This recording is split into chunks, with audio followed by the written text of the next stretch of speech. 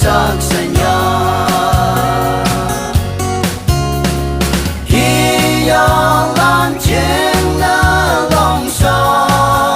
hoàng hậu hà lan trên nơ sẽ lệ cả đã sang lô la nuôi chim ye nam dùng quan tâm thơ mong sẽ bay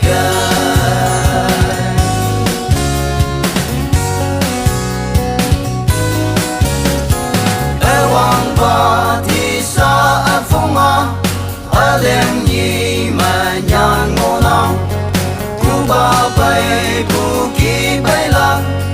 tiếng yang ở đây ta ngồi ya khi ya lan trên nơ lòng sao hoàng hậu hà lan trên nơ sẽ lên cả đã sang lô la nuôi chim ye nam dùng quan thăng thơ mong sẽ bay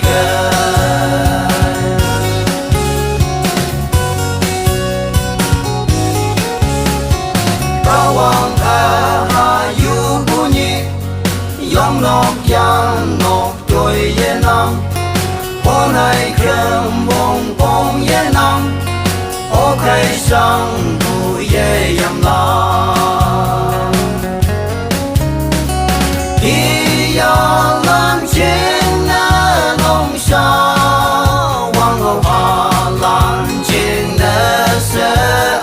lên cả đã sang lô la nuôi chim ye nam dùng quan tâm thơ mong sẽ bay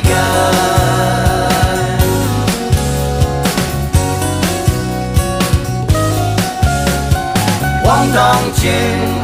trao nhuy mơ trên tơ tô lôi mây ngô nam đâu ba nhuy mơ ngô hu ma tê nhị năng